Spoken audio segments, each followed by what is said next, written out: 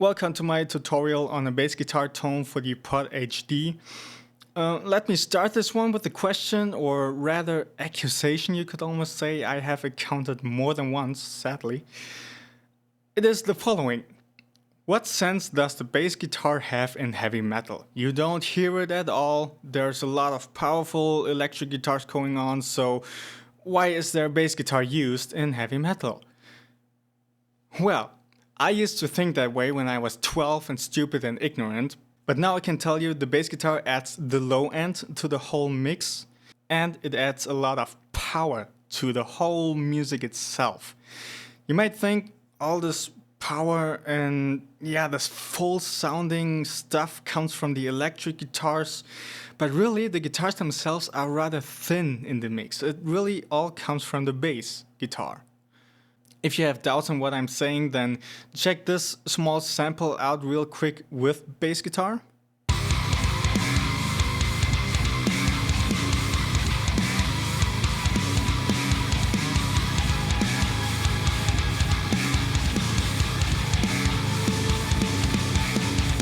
And now listen to it without the bass guitar.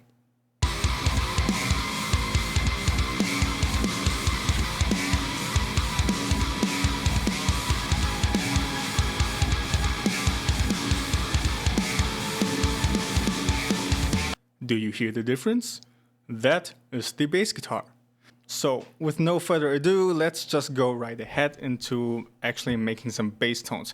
Now, what I have here is just nothing, just a gate and compressor. Why I do this should be clear now from my signal chain tutorial. If you haven't watched my signal chain tutorial yet, then I suggest you check the description. I put a link there. And here I will focus mainly on the choice of amps to get a nice bass guitar sound. So, one thing I will say with the compressors, all the compressors in the Pod HD series have kind of characteristics and they add to the tone. Some of them actually tame the low end and the high end, but for the bass guitar, you want to preserve all the low end. So I suggest the tube compressor because it keeps the sound pretty much original and really just compresses without messing up your low end. So let's just go to the amp models. Sadly, the HD doesn't give you a lot for bass guitar. It only has one bass amp model and cab and no bass distortion pedal, which I find kind of disappointing. I was really hoping for a nice bass distortion pedal in there, but no. And this one bass amp model doesn't sound all that good, at least to me. With my bass guitar, it doesn't sound very well. It has a lot of honky mids, and I would have to use lots and lots of post EQ to get that right. So I suggest just working with normal guitar amp models. And for bass tone, I would start off with a low gain model. So the first couple of amps here in the list are all low or mid gained. Let's pick this one for example.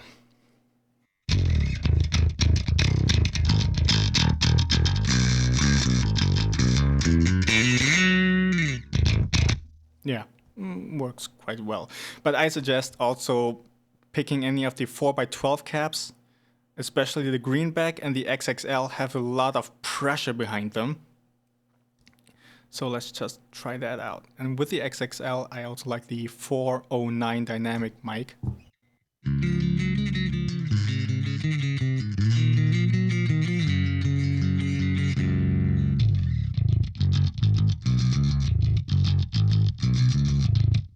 Not too shabby, I guess.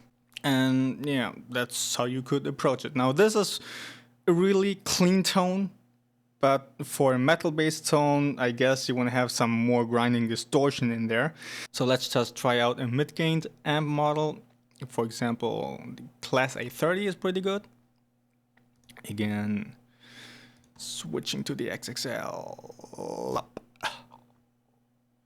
And I like to put up the presence and the cut pretty high on this to get a nice clear thing going on.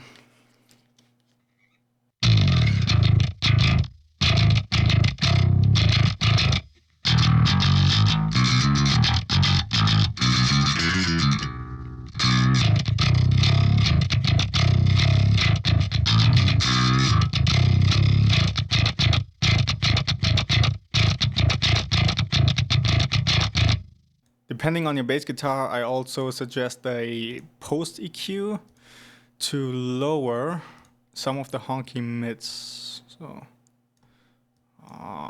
stupid percent.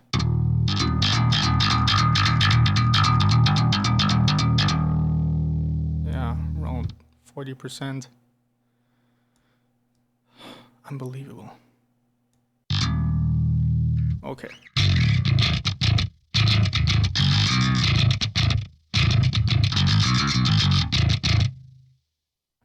Yeah, and that's how you can approach it basically. Of course, there's another method that you can try out, namely dual amping, if you want to call it that. So just using 2 amps instead of 1. Then you would use 1 amp for the clear low end and the second one for the distorted mid-range. And yeah, for this, make sure that you have both of the channels centered for the 2 paths. So let's just start off with a clear low end. Let's just take the very first one again, and again the XXL cap, and bum, and that's already good enough for this demonstration. Now for the distorted mid-range, I suggest rather a mid-gained amp model rather than a high-gain amp model, because high gain can already be too much actually for the bass. Let's see, let's try this one for example, the Tweed. Again, to get it a bit more powerful, the 4x12 cap. And now let's solo this one. So mute the first path, so we only get the second path, so we can concentrate on that.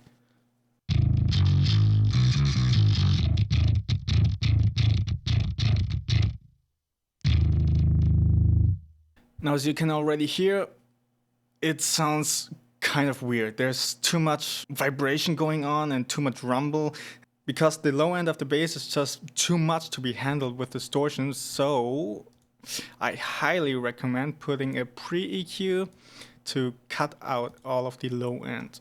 So, hey, mid-focus. Put the gain down, put the low pass up, and the high pass, yeah, 50 is good.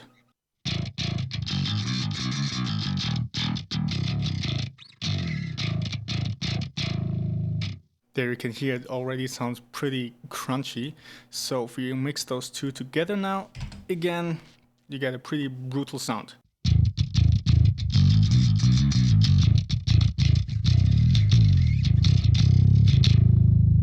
Now, of course, you can tweak everything a little bit. Maybe you put the, not this one. The distorted amp a bit louder.